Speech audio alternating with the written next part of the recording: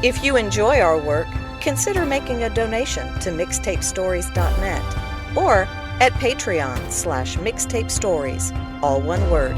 Thank you.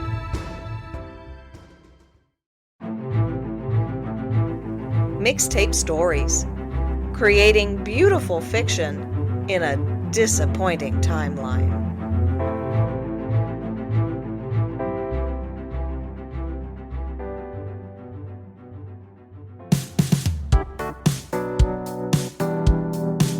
Ellie Hartsmith just graduated from college and is rearing to pay off those student loans. Unfortunately, with AI taking over all of the entry-level work, jobs are hard to come by. So when Chronos Office Solutions offers her a temp position, Ellie takes the elevator up to the 22nd floor to work for Big Tex Blinds. One thing about the job, it's in the year 1983. It may be in the past, but at least it's steady work. Join us for Elevator Music by Michael Juge. These days, you gotta take any job that you can. I just graduated with a BA in finance. I thought that would help me land an entry-level position at an investment firm. But thanks to all the tech bros out there making promises about AI replacing us humans with our ridiculous demand for a living wage in exchange for our labor, all I got back from Monster.com was the sound of crickets. It's okay, Ellie. It's not you. It's the economy. That's my dad, always trying to cheer up his girl. He was more worried about my emotional well-being than the problem itself. Why, I remember back when I graduated college, I had a hell of a time trying to find work. I know, Dad. You told me. Plenty of times. Yeah, I got my BA in philosophy, so no surprise I was slinging fries over at McDonald's, but your mother? She was more like you. He stopped as I shot him a look. Comparing me to Mom, he held up his hands. I mean that in the best way, hun. Your mother, she was always so... Well, what I'm trying to say is that she had a practical degree like you, but she took whatever job she could get. Not that you're doing the wrong thing by swinging for the fences. I'm just saying that perhaps you just need to calibrate your expectations. Calibrate my expectations. The world certainly forced all of us to calibrate our expectations. And while you're searching for that perfect job, which I know you will eventually get, I think you should move back home. I know Gary's sweet and all, but the rent has got to be through the roof. I knew Dad meant well, but I had my pride. I was not going to move back into my old room. So, while I spun out more resumes, I paid the rent with my sometimes boyfriend Gary by becoming a cog in the gig economy as a schlep driver. At least humans still dominated the rideshare business, though Shark and Waymo would soon put an end to that. One day, I received a text from Chronos Office Solutions. Who? I asked myself. Oh, right. They're a temp agency listed in one of the employment sites I fed my resume to. I remember dropping off a fare at Chronos Austin location once. I was offered a temp to perm position in accounts receivable at Big Tex Blinds.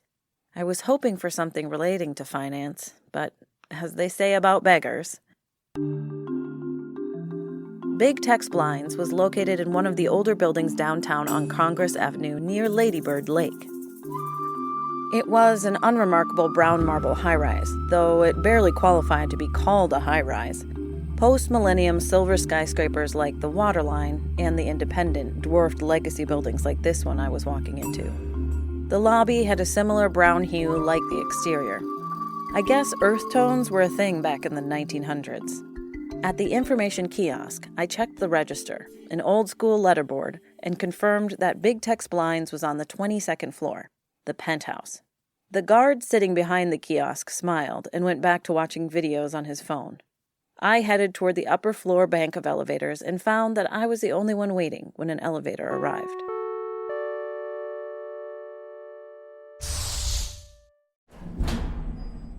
The letter X showed on the display as the elevator ascended past the lower floors. The moment I reached the upper floors, the lights flickered, and out of nowhere I heard something.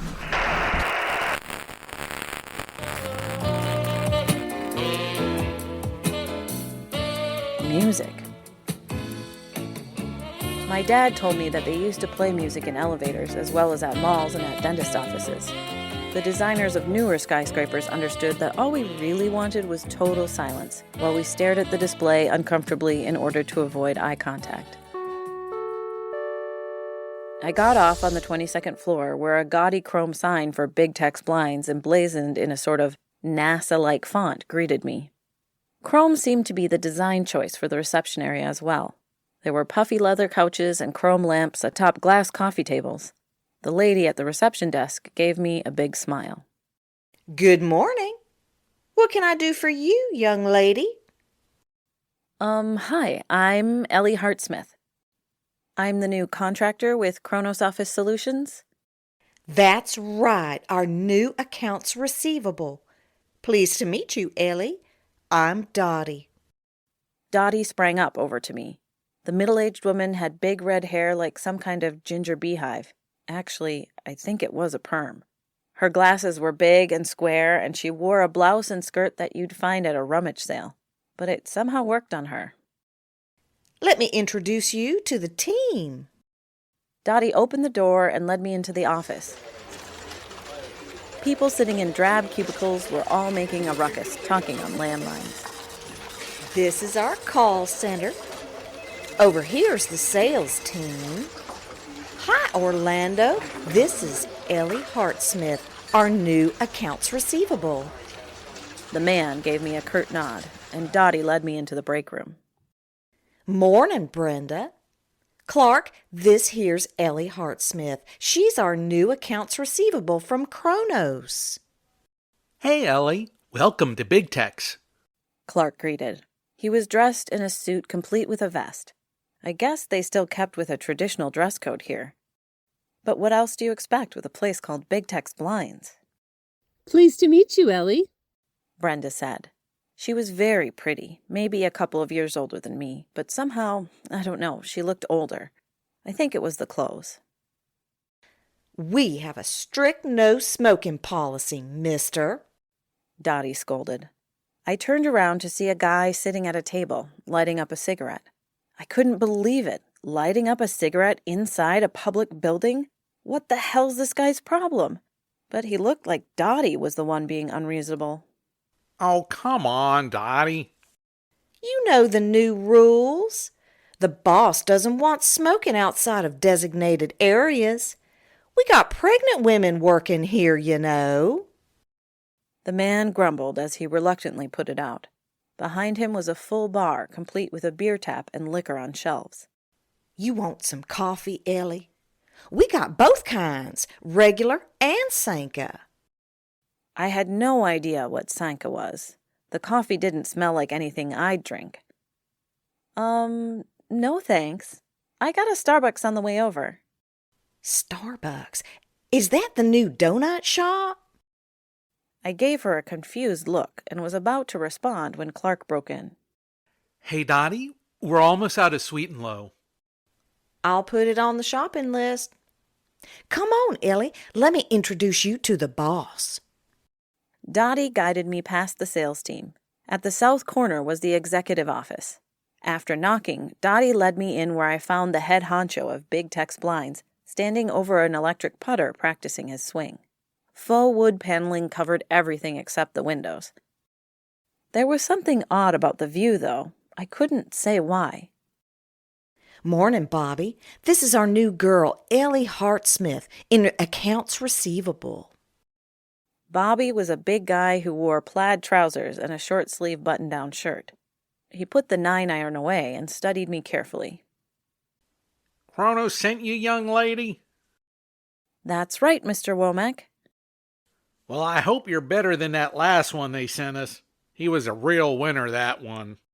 I believe Ellie will do just fine, Bobby. You know she graduated from college in, what was it again, finance? That's right. Bobby grunted, unconvinced. With that, Dottie led me out and guided me over to a cubicle that was stacked with boxes. This is where you'll be sitting. We've got all the outstanding invoices in those boxes right here. And this thing, she said, pointing to the contraption on the table. It's got Lotus 1, 2, 3 all set up. I stared at it. It was a computer, sort of. A clunky beige box with a tiny monitor. Computers, they're the wave of the future. Personally, I'm afraid to touch them. I'll take my Remington any day over a Wang. The phone at reception started ringing. Oh, I gotta take that. I'll check in on you shortly. Okay, I said as Dottie bounded off with her big red hair. I sat down at the computer, clicked the Enter key, and with a whir of fans, the tiny motor came to life, showing green text on a black screen. I had no idea why they put their accounts on an ancient thing like this. Looking for some guidance, I peeked outside the cubicle. Down the aisle, I saw Brenda making eyes with Clark. They broke off when she saw me, and she headed over towards me. Hi, Brenda. Hi, Ellie. How are you adjusting? To be honest, I've got a bit of a problem. I was wondering if you could help me. Sure, what can I do for you? Are all the desktops like this? Brenda sighed. Unfortunately so. I know you're probably used to an Apple II or a Commodore 64. And then you come here only to find an old Wang on your desk. I furrowed my brows as she giggled, and then I saw the desktop's decal. Wang Computers. Is there something else?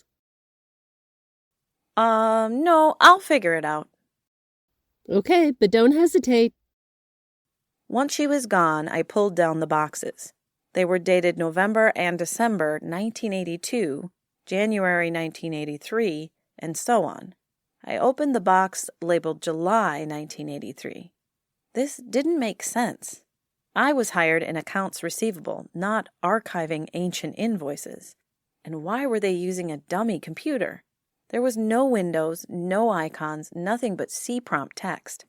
Dottie came back over to check on me. How goes the battle? Well, I'm going through all these old archives, but I don't see any recent transactions. Dottie quirked slightly. What are you talking about? They're right there in front of you. Which one? All of them. I've got everything from last November all the way to last month. Yes, but these say 1983. That's right. But I didn't know what to say. Did she not understand what the word recent meant? Honey, are you okay? The phone at reception started ringing again. Look, I know it's a lot of files. I was shocked that last guy let all this work pile up. Nobody's expecting miracles from you. Just take it one invoice at a time. I'll even pitch in whenever I can. The ringing continued. I suppose you should get that. Mondays. Hold your horses. Dottie jogged back to reception. This place, it was weird, like really weird. The old computers, people talking on landlines. I think I heard someone typing on a typewriter. I considered the possibility that everyone here might be suffering from some kind of groupthink, where an entire company somehow failed to adapt to newer technologies. I heard some airlines still use dummy computers like these. But then, why was everyone dressed like these invoices weren't ancient history? I walked over to the windowsill to remove the last of the boxes, and that's when I saw it. No way! The view of downtown. I didn't recognize it. Okay, there's the Driscoll, and the state capitol, and some other buildings I kinda recognized. But there was no water line. None of the new mixed-use condos. Not even the Frostbank building. All the skyscrapers I had known were gone. In their place were parking lots and old rundown low-rises. The window. It had to be a monitor, right? an incredibly high-resolution monitor, actually a shit ton of them. I felt for the power button on each of the monitors. They had to be monitors and not windows because just outside, that wasn't Austin. It certainly wasn't my Austin. But the visual fidelity, it was truly three-dimensional. I've never seen any video able to fool my brain like these monitors were doing, and they covered the entire floor. I pulled out my phone and started recording the view from these so-called windows. I then tried to post it on Snapchat, but the app wasn't loading. No service. How could there be no service? An explanation at the edge of my consciousness started to emerge. No, this couldn't be what it appeared to be. It couldn't. I stumbled as I passed another cubicle. The guy, immersed in his work, was listening to yacht rock on a transistor radio. Those things with a dial. The song faded to a commercial. Going to be our chance to get rid of our remaining 1982 inventory. Whether you're in the market for a family-friendly Datsun 210 or ready to push the gas with the sexy 280ZX, we got it here, only at Family. I ran out into the reception. Ellie, what's the matter? I forgot to pay the meter. Be right back, I half shouted as I pressed the down button in the hallway.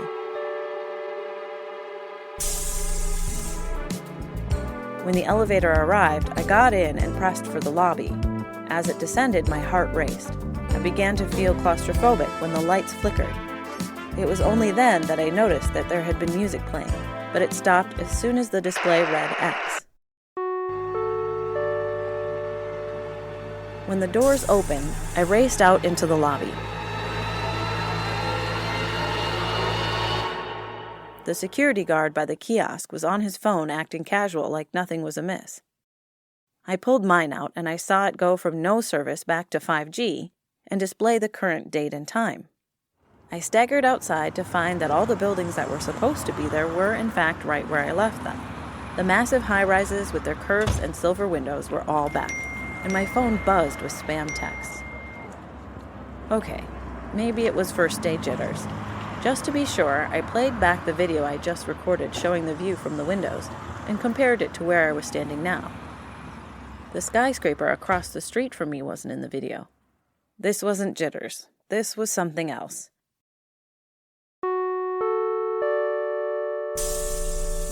I braved going back up the elevator. Like before, the lights flickered when I passed the lower floors, and the elevator music cut in as my cellular service cut back out.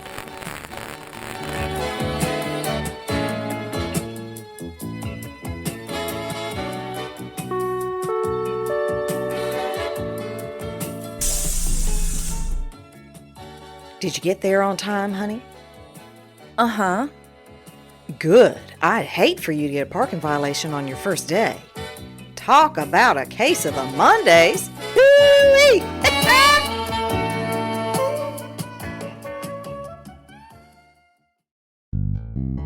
So I was temping for Big Tex Blinds in the year 1983.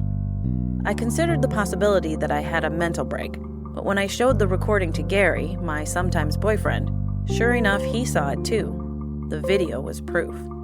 I considered posting it to see if anyone else experienced working in a different point in history, but then Gary pulled out my work agreement. Hey, Ellie, you didn't post anything yet, did you? I shook my head. Good, because, well, did you read the contract? It says right here, you're not allowed to bring any technology into your enclave. Enclave? That's the term Chronos is using for a work site. You're forbidden to possess any personal technology in an enclave, and you're specifically forbidden to discuss when you're from. When? Not where, but when I'm from? Gary nodded. He was in law school, so I relied on him to read legalese for me. So you're saying I can't discuss this with the people at work? Actually, you're not supposed to even discuss it with me. But don't worry, I won't tell. I thought I was just signing a standard NDA. I didn't consider that the time travel would be involved. Then again, I also didn't know that I'd be working for a company that no longer existed. According to Wikipedia, Big Tex Blinds went out of business back in 2002. So how were they paying Chronos? And would I get paid? I got part of my answer the following week. I was finishing up for the day. Thanks to YouTube, I learned how to work Lotus 123 and was beginning to get the hang of dealing with physical documents and transcribing the data when Dottie rolled up. Hey, honey, could you do me a favor and deliver this to Chronos on your way out? Dottie handed me a large manila envelope. Yeah, sure. Thanks. Oh, and they'll have something for us. Could you be a lamb and pick that up for me? Why couldn't she or one of the bike messengers deliver it? I was willing to bet Dottie and everyone else here who took the elevator down exited in their own time in 1983. Did she know that I'd be exiting into the lobby 40 years into the future? I sidled up to her. I wasn't supposed to discuss my situation, like when I was from.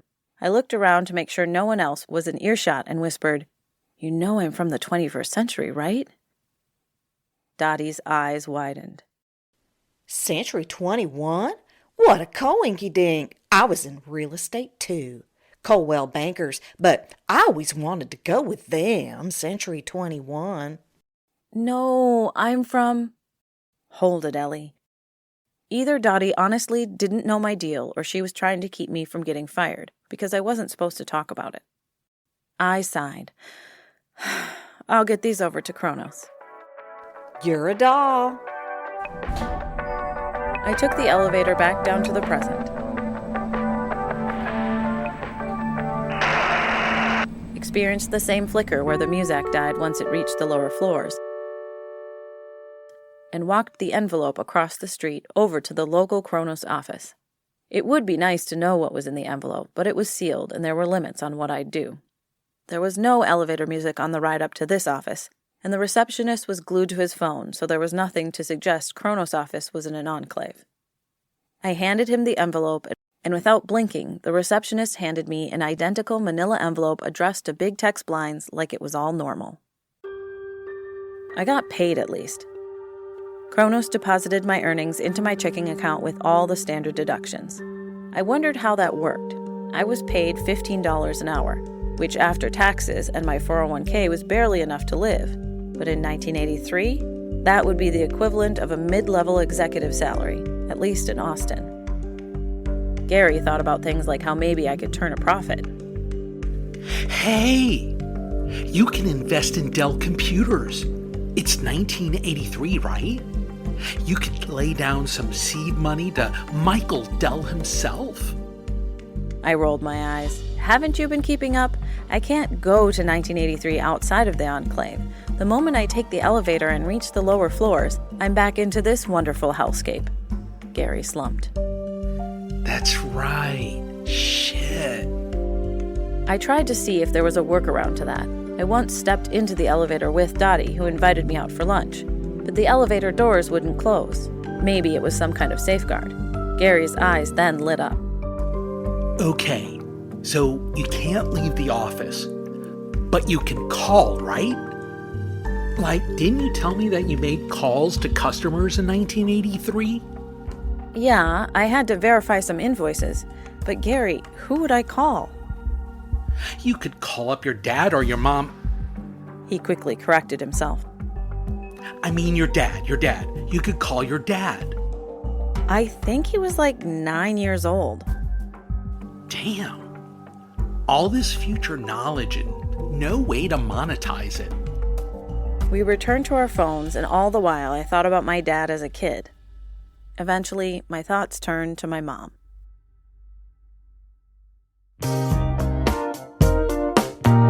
As the weeks went by, I got used to going into the enclave. I'd go in the elevator, press 22, and the moment the display showed floor numbers, cheesy music would cut in. And as I got off, I found the beaming smile of Dottie with her big, bouffant red hair. Morning, Ellie.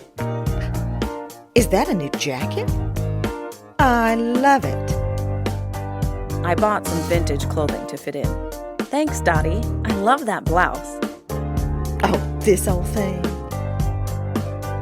One day, I was in the zone, having gone through most of the old boxes. Without my phone, I had nothing to distract me. Orlando, who sat across from me, had the radio playing country music.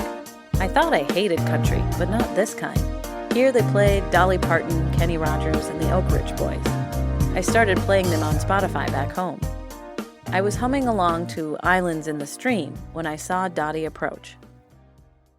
Hey, sweetie, Bobby brought in Chewies for lunch. Thanks, but I brought my own lunch. I always did that because, 1, it was cheaper, and 2, I figured I shouldn't leave my century more than once a day. Well, that's fine. Come on and join us and bring that rabbit food with you. I wanted to just stay by myself to prevent me from accidentally blurting something anachronistic. But before I could protest, Dolly grabbed my hand. Soon enough, I was spending every lunch hour with the employees at Big Tex Blinds because Bobby brought in lunch at least twice a week. They'd chat about everything except politics, which I found refreshing, especially coming from the shitstorm of my time. Did you see last night's episode? Brenda asked, and everyone erupted into excited conversation. They were all about this show called Dallas. When they first brought it up, I pretended to know what they were talking about. But then Gary and I started streaming it at home, and we got caught up to the season 6 finale. If lunch was sociable, Fridays were downright debaucherous after work. There was that bar in the break room, and it was put to use every single Friday. Soon enough, I was joining them after hours. Nathan would bring in a boombox and crank up some country and stadium rock. Bobby was at the bar filling everyone's drinks. Brenda and Clark would stay for exactly 5 minutes. She would leave, and 2 minutes later, Clark would leave. They tried and failed to hide their budding romance. Speaking of, everyone wanted to meet Gary. At one of our after-work happy hours, Bobby handed me a beer. Why don't you bring Gary sometime? That way we can determine if he's Ellie material. I did try to bring Gary up to Big Tex Blinds, but when he got in the elevator, the doors wouldn't close even with me in it, just like it wouldn't go down if I was in the elevator with the other employees. There was this barrier that made it impossible for me to join the others in their world. Bobby had a Christmas party that was a blast from what I heard, and Dottie said she'd love to take me line dancing. I'd love to join her too, but as it was, the only time I could spend with them would be here in this enclave. Months went by in both timelines, and as time passed, despite what I told myself, I increasingly wanted to contact Mom. She disappeared on us back when I was young, but I could find her here in 1984. Of course, she was 7 years old and living in Dallas. I asked Dad if he happened to know Mom's old phone number, the one she had as a kid. He went on about how she really was a wonderful person and just got caught up in addiction, so he was no help. But I finally did get her number. In 1984, there were these operators who, after providing my grandparents' name and what city they lived in, gave me their phone number. I picked up the phone. So, what's the plan, Ellie? Call and hope the kid version of Mom will answer and not my grandparents? And suppose she did answer, what would I say? Hey, Jennifer, it's me, your future daughter. Just say no to drugs. I balled up the piece of paper, furious with myself, and hung up the phone as Dottie approached. Hey, Ellie, Bobby's brought in barbecue for lunch again. I know you're not into meat, but they got potato... She stopped mid-sentence and knelt down. Hey, what's the matter, sweetie? I didn't realize it until that moment, but my eyes were saturated in tears. Is that Gary being a bozo? No, Dottie, Gary's a peach. Gary's a peach. I wouldn't ever have described anyone as a fruit before working here, but this place was infectious. Well, I'd hope so, because he's lucky to catch a beauty like you, even if you insist on not getting a perm. I chuckled, which turned into me wailing. Dottie didn't hesitate. She just held me as I released a torrent of grief that I didn't know I felt until that moment. That's it, sweetie. You just let it out. Whatever it is, you are gonna be okay. I don't know why, but I believed her. After a year at Big Tex Blinds, Chronos Office Solutions gave me an offer to be an honest-to-God financial advisor for a company called Tivoli, which I learned was a .com back in the 1990s. I said no thanks and stayed with Big Tex Blinds, but eventually my time with them had to come to an end. Chronos offered me a direct hire position with them, like in the present, as an enclave coordinator at their headquarters in London. It came with housing, a bonus, you name it, everything I could ask for, and yet I wanted to decline and stay with Big Tex. I don't know how Dottie found out about the offer, but she did, and she pulled me aside. Ellie, you've got to take it. You know we'd love nothing more than for you to stay, but honey, you have got to move on. Dottie and I were sitting alone in the break room after work. Did she even know what an enclave coordinator was? Did she understand that if I left this job, that would mean the end of our friendship? There would be no meeting for coffee on weekends or going out to the movies. I couldn't even call her. Didn't she put that together by now? I considered looking her up back in the present, but Dottie had to be in her 50s in what was now 1985. Add 40 years to that, and, well, I just couldn't stomach reading her obituary. If I took this job, this would be it. Dottie seemed to read my hesitation. Ellie, change is never easy. I know this place feels comfortable.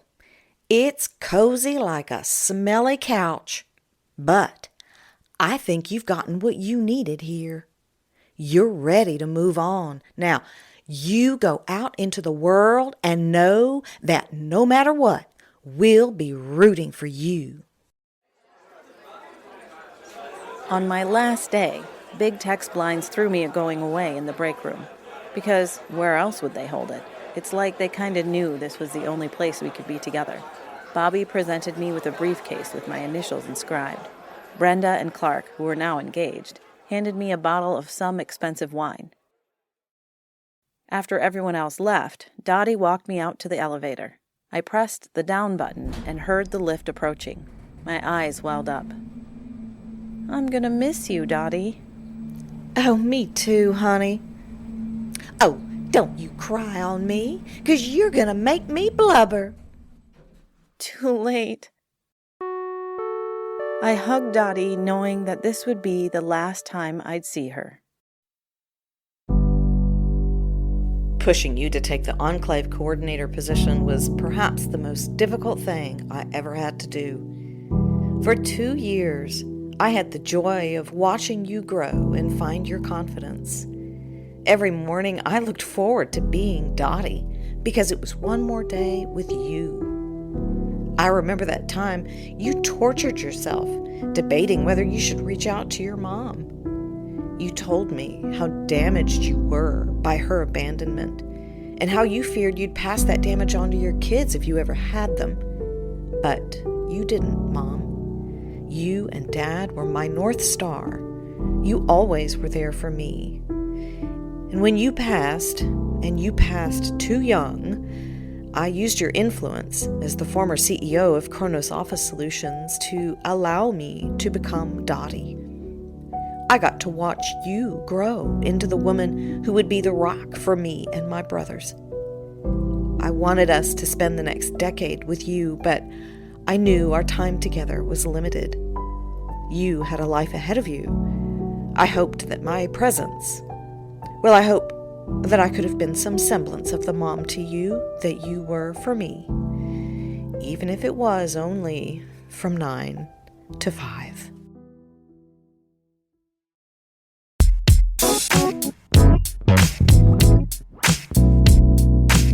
Mixtape Stories hope you enjoyed this episode. Be sure to hit like and subscribe. You can find out more about us at our website, mixtapestories.net. If you would like to submit a short story to be considered to be produced on this podcast, hit the submissions link on our website. Most of the background music has been provided by Mixkit and Fesleyan Studios. In this episode, you also heard Arthur's Theme by Christopher Cross.